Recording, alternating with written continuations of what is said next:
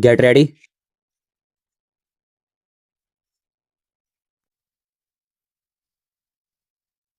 Start.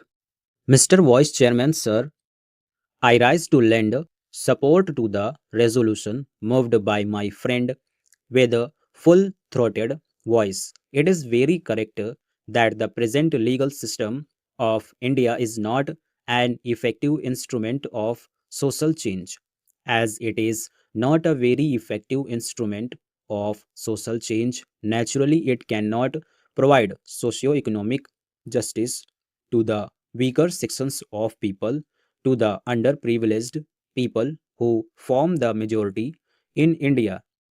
Sir, we all know that the old order changes yielding place to new.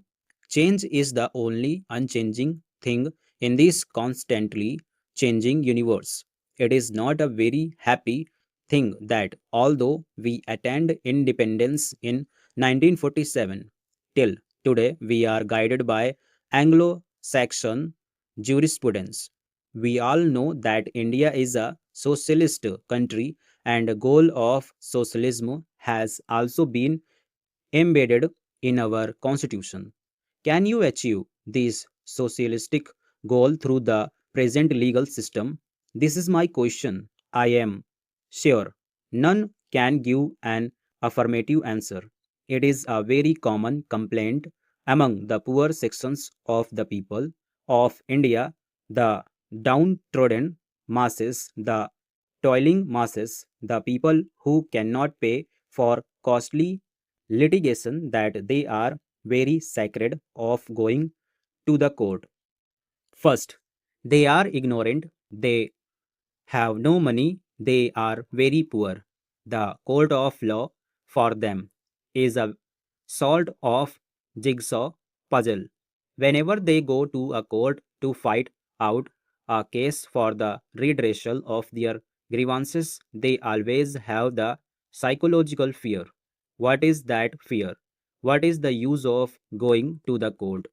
If I go to the court for fight over a case, it will take 3 years to 10 years or maybe 20 years, who knows. So, this inordinate delay in the dispensation of justice is a great hurdle for the poor people who cannot fight out costly cases. And even when they go to the court, the poorer sections of people have to pay exorbitant fees to the lawyers. In the process, they lose all their poverty, lock, stock, and barrel, and whatever they already have. There is very interesting story. Two people were fighting out a case in the court over land. They had been paying fees to the lawyers for a long time. If a man gets justice after 20 years, what is the use of this?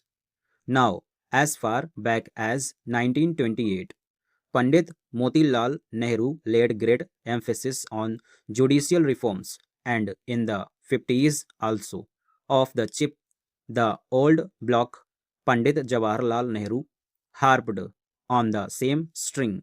Now, when people go to the court day after day, they have to wait. And why? Because some of the people do not know the actual procedures. Some people are afraid of going to the court, and poor people have got a sort of sentiment that these courts are meant for the rich people, for the affluent section of the society, for people with rest and fortune, and it is not meant for the poor. If we introduce these sort of judicial reforms by appointing a commission by which this sort of misgivings and apprehensions are utterly removed from the minds of the poor people of India, the earlier is done, the better it is for the country. Now, when we speak in terms of separation of powers of the executive, the legislature, and the judiciary, all the pundits and all the scholars take part in this short discussion and debates, and All of them lay great emphasis on the separation of the judiciary from the other two. There is a great reason behind it. It is very important to know that the judiciary must be kept separate from the executive and the legislature. But the judiciary must be free, not in words, but in reality. The judiciary has got to be free. Now, our beloved Prime Minister has introduced the one new program. There are many schemes under this program, and I have found that under this one new program, lands have been distributed free to the landless people. But what happened the moment the Janta regime came? All the landlords came, swooped on them, and took away the lands, and those poor people did not get any justice anywhere. So, if justice remains just on paper, if justice is not carried into the field to the poor people of our country, what the value of this justice? I don't find any meaning in it.